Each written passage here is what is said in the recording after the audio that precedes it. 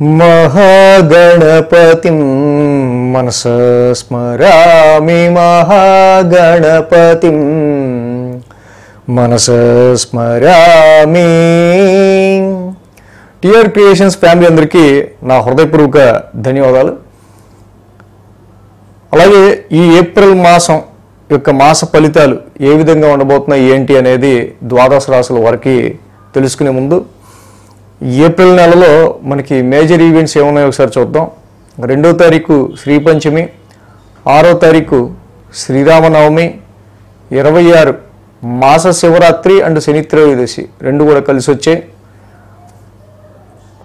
ఇక ఈ యొక్క మాసంలో మేజర్ ట్రాన్సిట్ చేంజెస్ విషయానికి వస్తే కనుక మనకు ఆల్రెడీ షష్టగ్రహ కూటమి అనేది జరగడం మార్చి 29-30 తారీఖుల్లో అలాగా.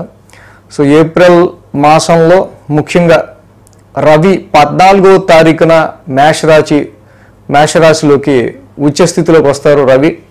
సో షష్టగ్రహ కూటంలోంచి రవి బయటికి రావటం. ఏప్రిల్ 6న బుధుడి యొక్క వక్రత్యాగం కంప్లీట్ అవుతుంది. ఏప్రిల్ 13న శుక్రుడి యొక్క వక్రత్యాగం అనేది కంప్లీట్ అవుతుంది. మళ్ళీ ఏప్రిల్ 25-26 తారీఖుల్లో కూడా ఒక పంచగ్రహ కూటమి శుక్రుడు బుధుడు రాహు ఇక్కడ శుక్రుడు రాహు శని బుధుడు చంద్రుడు కలిపి మేన్ రాశిలో ఏప్రిల్ 25కి ఆ టైంకి పంచగ్రహ కూటమి కూడా మళ్ళీ ఏర్పడుతూ ఉంది. కాబట్టి ఎక్కువగా గ్రహాలన్నీ కూడా మీనరాశిలోనే ఇక్కడ యుతి చెంది ఉండటం. ఇక గురువు గారు వృషభ రాశిలో గోచారంలో ఉండటం. కుజుడు కూడా ఈ యొక్క మాసం నుంచి కుజస్తంభన జరిగి ఆయన అక్టోబర్ నుంచి అదే కర్కాటక రాశిని వదలకుండా అక్టోబర్, నవంబర్, డిసెంబర్, జనవరి, ఫిబ్రవరి, మార్చి, ఏప్రిల్ 7 నెలల పాటు అక్కడే ఉండటం.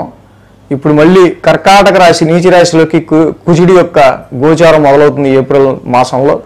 కేతు కన్యా రాశిలో ఉండటం. సో మొత్తంగా ఈ విధమైన గ్రహస్థితి ఆధారంగా ద్వాదశ రాశుల వారికి సంబంధించి ఫలితాలు ఏ విధంగా ఉండబోతున్నాయి ఈ మాసం అనేది మనం చూద్దాం. కుంభరాశికి సంబంధించి మనం చూసినట్టయితే కనుక ఈ రాశికి ద్వితీయంలో బుధుడు, ద్వితీయంలో శుక్రుడు, తృతీయంలో రాహు, షష్టమంలో కుజుడు. ఇక్కడ వీరికి 4 గ్రహాల యొక్క అనుకూలత కనిపిస్తుంది ఈ మాసం ఏప్రిల్ మాసంలో. మేజర్గా ఈ కుంభరాశి వారికి మనం చూసినట్టయితే కనుక ఏలినాటి శని థర్డ్ ఫేజ్ అనేది ఈ యొక్క ఏప్రిల్ నెలలో మొదటి రోజు నుంచి కూడా స్టార్ట్ అవుతుంది. మార్చి 30 నుంచి శని ద్వితీయ స్థానంలోకి ఎంటర్ అవడంతో దాంతోపాటుగా మేజర్గా ఇక్కడ ఈ మంత్లో మనం చూస్తే 3-4 వారాల్లో వీళ్ళకి కొంచెం గ్రహబలం కొంచెం బాగుంది కంపారిటివ్ 1-2 వారాలతో పోలిస్తే. ఎలా అంటే ఇక్కడ వీళ్ళకి తృతీయంలో రవి యొక్క బలం పెరుగుతుంది. అలాగే ఏప్రిల్ మాసం అంతా కూడా ఈ కుజ స్తంభన ఆల్రెడీ అక్టోబర్ నుంచి కుజుడు స్తంభించి అదే 6th హౌస్లో ఉంటాం. తిరిగి మళ్ళీ 5th హౌస్లోకి వెళ్ళాడు. మళ్ళీ ఇప్పుడు 6th హౌస్లోకి వచ్చారు.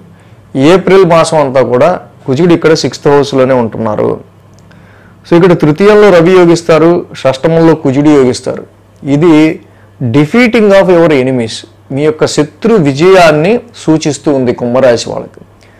శత్రు విజయాన్ని అంటే ఇక్కడ హెల్త్ పాయింట్ ఆఫ్ వ్యూలో కావచ్చు, కాంపిటీటర్స్ పాయింట్ ఆఫ్ వ్యూలో కావచ్చు, ఎనిమీస్ పాయింట్ ఆఫ్ వ్యూలో కావచ్చు, ఏవైనా సరే తృతీయంలో ఉన్న రవి అంటే 3-4 వారాల నుంచి 15వ తారీఖు నుంచి రవి తృతీయంలోకి రావటం, కుజుడు ఆల్రెడీ 6th ఉండటం డెఫినెట్గా శత్రు విజయాన్ని ఎనిమీస్ నుంచి మీరు ఓవర్కమ్ అయ్యే విధంగా ఈ ట్రాన్సిట్ ఇక్కడ మనకి 100% కనిపిస్తుంది. అలాగే బుధ శుక్రులు ఇద్దరు కూడా ద్వితీయ స్థానంలో ఉండటం వల్ల మొదటి 2 వారాలు ఫైనాన్షియల్గా ఆర్థికపరమైన విషయాల్లో మీకు అంత అంటే చాలా వరకు ఏలినాటి శని స్టార్ట్ అవటం, రవి కూడా ద్వితీయంలోనే ఉండటం, బుధ శుక్రుడు లాంటి గ్రహాలు కూడా వక్రంలో ఉండటం వల్ల మొదటి 2 వారాలు కూడా ఈ మాసంలో 1వ తారీఖు నుంచి 14వ తారీఖు వరకు అందాల్సిన డబ్బులు సరిగ్గా సమయానికి అందకపోవటం కావచ్చు, ఫైనాన్షియల్గా మనీ డ్రైనేజ్ ఎక్కువ అవటం కావచ్చు, ఆర్థికపరమైన విషయాల్లో డబ్బు గురించి ఫైనాన్షియల్ మనీ మ్యాటర్కి సంబంధించి మీరు పెట్టుకున్న ఎక్స్పెక్టేషన్స్ రీచ్ అయ్యే విషయంలో చాలా కొంతవరకు మీకు ఎక్కువ డైలమా కావచ్చు, ఇవన్నీ ఉంటాం. అంటే ఫైనాన్షియల్ పరంగా ఇక్కడ షష్టగ్రహ కూటమి ఏదైతే ఏర్పడిందో అది సెకండ్ హౌస్లో జరుగుతుంది. ఇది మొత్తం కూడా మొదటి 2 వారాలు పెద్ద అనుకూలత ఏమి ఇవ్వట్లా. First 2 weeks manage your financial situations, plan your financial situation. Family హౌస్లోనే ఈ యొక్క షష్టగ్రహ కూటమి ఉండటం, జనరల్గా సెకండ్ హౌస్లో అన్ని గ్రహాలు 8th నుంచి ఉండటం. So some sudden transformations in your family అనేది మాత్రం ఇక్కడ అర్థమవుతుంది. దాని మూలాన ఖర్చులు కూడా ఉండే ఆస్కారాలు మనకు కనిపిస్తున్నాయి. సో ఫైనాన్స్ అండ్ ఫ్యామిలీకి సంబంధించి ఈ షష్టగ్రహ కూటమి యొక్క ఎఫెక్ట్ మనకు గట్టిగా కనిపిస్తుంది. కాబట్టి ఏప్రిల్ మాసం మొత్తం కూడా కొంతవరకు వీటికి సంబంధించిన విషయాల్లో కొంత మొదటి 2 వారాలు మేజర్గా, తర్వాత కొంతవరకు బుధ శుక్రుల యొక్క స్ట్రెంగ్త్ పెరగటం, ఎంత ఖర్చు అయినా మళ్ళీ అంత సంపాదించుకోవడం, కొంత ఫైనాన్షియల్గా కొంత మళ్ళీ మీకు రవి తృతీయంలోకి వెళ్ళాక బుధ శుక్రులు కూడా కొంచెం అనుకూలంలోకి వచ్చాక మళ్ళీ సిచ్యువేషన్స్ అనేవి కొంచెం మళ్ళీ స్టాండర్డ్ అవుతాయి. ఫస్ట్ 2 వీక్సే ఫైనాన్షియల్ కండిషన్స్లో కానీ, ఫ్యామిలీ కండిషన్స్లో కానీ, హెల్త్ పాయింట్ ఆఫ్ వ్యూలో కానీ కొంచెం మనకి కనిపిస్తుంది. ఉద్యోగపరమైన విషయాల్లో కూడా కుంభరాశి వారికి మనం చూస్తే ఇక్కడ ఈ రాశి వారికి తప్పకుండా ఉద్యోగానికి సంబంధించిన ఏదైనా ప్రాబ్లం వచ్చినా కూడా ఈ డెఫినెట్లీ ఆ ప్రాబ్లంని మీరు విన్ చేయగలుగుతారు. అది మీరు ట్రబుల్ షూట్ చేసుకుని చక్కగా మిమ్మల్ని మీరు నిరూపించుకోగలుగుతారు. కోర్టు కేసెస్ కావచ్చు, కన్ఫ్లిక్టెడ్ మ్యాటర్స్ కావచ్చు, ఎలాంటివైనా సరే పాపస్థానాల్లో ఉన్న ఈ రవి కానీ కుజుడు కానీ డెఫినెట్గా మీకు ఈ కష్టాన్ని దూరం చేసే ఆస్కారాలు ఎక్కువ ఉంటాయి. కాబట్టి ఈ టైంలో ఎనీ కన్ఫ్లిక్టెడ్ మ్యాటర్స్ డెఫినెట్లీ కుంభరాశి వాళ్ళకి మంచి ఫేవర్గానే ఉండే ఆస్కారాలు ఉంటాయి. సో ఏప్రిల్ అనగానే మనకి ఎగ్జామ్స్ టైం కాబట్టి ఈ రాశి వాళ్ళకి మేజర్గా సో ఫ్యామిలీలో వచ్చే ఈ ఫ్లక్చువేషన్స్ ఇవి కొంతవరకు కుటుంబానికి సంబంధించిన విషయాల్లో పిల్లలు ఎక్కువ డిస్టర్బ్ అవ్వకుండా ఓన్లీ చదువు, ఎడ్యుకేషన్, ఎగ్జామ్స్ ఇది మాత్రం వాళ్ళ మైండ్లో ఉండేటట్టు చూస్తే ఈ టైంలో తృతీయంలో రవి ఉన్నారు, షష్టమంలో కుజుడు ఉన్నాడు. ఎనీ కాంపిటేటివ్ ఎగ్జామ్స్లో కూడా వీళ్ళు చక్కగా ఇంకొంచెం పై చేసి సాధించే ఆస్కారాలే కుంభరాశి వాళ్ళకి ఎక్కువ ఉన్నాయి. కాబట్టి అలాగా వీళ్ళు ప్లాన్ చేసుకోవడం అనేది ఈ రాశికి మంచిది.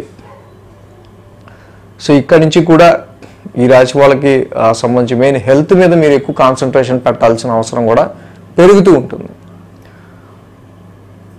సో ఇక్కడ మొదటి 2 వారాలు ద్వితీయంలో ఉన్న రవి, అర్ధాష్టమంలో ఉన్న గురుడు, అష్టమంలో ఉన్న కేతువు, ఈ 3 కొంచెం ఎఫెక్టివ్గా ఉన్నాయి. మొదటి 2 వారాల్లో జపా కుసుమ సంకాసం, వాక్ స్థానంలో ఉన్న రవికి అదే రవికి సంబంధించిన నవగ్రహ శాంతి మంత్రం చదువుకోవడం, అర్ధాష్టమ గురుదోషానికి గురువారం పూట చక్కగా మీరు గురువుగా కొలిచే దేవాలయంలో ఇన్ని శనగలు ఉడికించి ప్రసాదంగా పెట్టి నైవేద్యంగా వంచండి. ఇక అష్టమ కేతు, అనవసరమైన భయాలను కలిగించే అష్టమ కేతువుకి సంబంధించి సుబ్రహ్మణ్య స్వామి ఆరాధన, ఆయన ఆలయ దర్శనం మంగళవారం పూట చేసుకోవటం, కుదిరితే కనుక కేజింప ఉలవలు రంగురంగుల వస్త్రాన్ని మంగళవారం దానం ఇవ్వటం చాలా మంచిది. సో ఈ విధంగా ముందుకెళ్తే కుంభరాశి వాళ్ళకి ఇంకా ఈ మంత్ ఇంకా బాగుంటుంది. So thanks for watching TR Creations. ధన్యవాదాలు. ఈ వీడియో కనుక మీకు నచ్చినట్లయితే లైక్ చేయండి, షేర్ చేయండి. మరిన్ని అప్డేట్స్ కోసం సబ్స్క్రైబ్ చేయడం మాత్రం మర్చిపోకండి.